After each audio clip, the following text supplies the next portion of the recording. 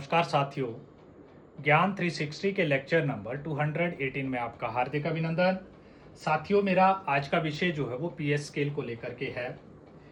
और PS scale जो है हम सब जानते हैं, ये 0 to 14 इसमें नंबर्स रहते हैं और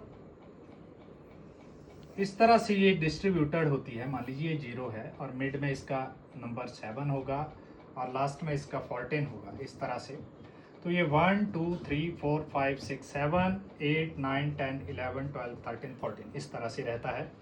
और ये जो पीएच की हमारी वैल्यू रहती है, ये अगर लेस देन 7 होती है तो ये बताता है हमें कि हमारा जो सोल्यूशन होगा वो एसिडिक होगा और उसका कलर जो है वो रेड होगा।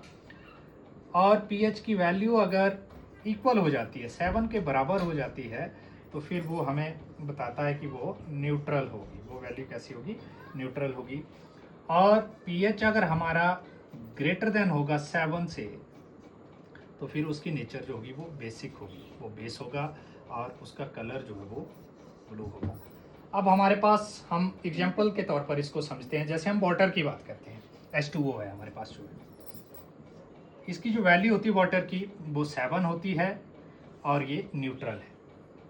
ये ना तो बेसिक होता है और ना ही ये एसिडिक नेचर में होता है। हम टी की बात करते हैं, मान लीजिए टी है या आपका कॉफ़ी है, एक ही कैटेगरी में आते हैं। तो ये 4.5 टू आपका 5.5 ये न्यूमेरिकल वैल्यू इसकी रहती है। अगर हमारे पास पीएच स्केल के ऊपर ये वैल्यू आ रही 4.5, तो ये एसिडिक नेचर इसकी होगी। अब हम बात करते हैं कोई बेसिक का, एक एग्जांपल लेते हैं। जैसे मान लीजिए हमारे पास ब्लड है ह्यूमन ब्लड की बात करते हैं।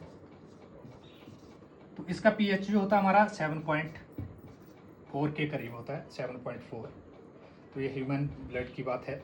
या हम सोप की बात करते हैं, ये सोप सोल्यूशन की, तो ये 9 to 11 जो है ये वेरी करता है। ब्लीच की बात करें